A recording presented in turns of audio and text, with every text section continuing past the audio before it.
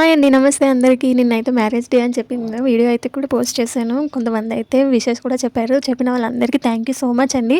So, మా పని అయితే మీకు తెలిసిందే కదా, టైలర్స్ వర్క్. బయటకెక్కడికి వెళ్దామన్నా కూడా మేము అప్పచెప్పాల్సిన బట్టలైతే ఉంటాయి కదా, అవైతే ఖచ్చితంగా మేము ఇచ్చి తీరాల్సిందే. అది టైం అయితే చెప్పినప్పుడు. నిన్న కూడా మాకు అలాగే అయిందనమాట. మేము బయటకి వెళ్ళడానికి అవ్వలేదు. మా వారు కూడా అంటే ఇంట్లోనే ఇద్దరం కలిసి వర్క్ చేసుకుంటాం. అంటే స్టిచ్ చేస్తాం కాబట్టి ఇంకా నేను ఆయనకి వేరే సర్ప్రైజ్ ఏమన్నా ఇద్దామన్నా కూడా, నేను ఏదన్నా బుక్ చేసినా లేకపోతే నేను ఎక్కడికైనా వెళ్ళాలి అన్నా కూడా మా ఆయనకి ఖచ్చితంగా నేను చెప్పే బయటకు వెళ్ళాలన్నమాట. వేరే సర్ప్రైజ్ ఇవ్వడానికి కూడా ఏం లేదు. ఇది ఎలాగో ఒకలాగా నేను మీషోలో ఒక గిఫ్ట్ అయితే నేను కస్టమైజ్ చేపించాను మా వారి కోసం. కొంచెం అంటే గుర్తుగా ఉంటుంది అని చెప్పేసి నిన్నైతే మా పిల్లలతోనైతే అది మా వారికి ఇప్పించానమాట. చెప్పినప్పటి నుంచి మా పిల్లలు కూడా చాలా ఎగ్జైట్ అయ్యారు. ఎప్పుడు ఇద్దామా అని చెప్పేసి.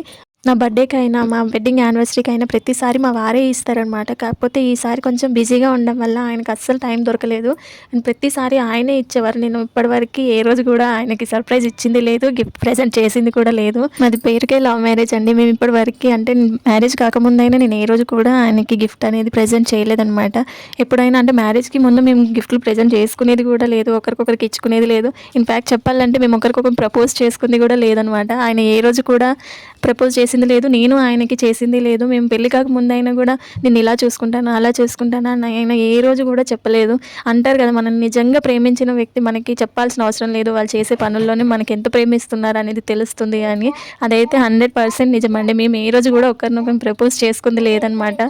ఓ మ్యారేజ్ అయిన తర్వాత ఆయన మా పిల్లల్ని ఎలా చూసుకుంటాడు, నన్ను కూడా అలానే చూసుకుంటాడు. నన్ను కూడా అలానే చిన్నపిల్లలనే చూసుకుంటాడు అనమాట. నిజంగా ఇలాంటి భర్త నాకు దొరకడం నే జన్మలోనే చేసుకున్న పుణ్యమనే చెప్తాను. Thank you so much Bujji.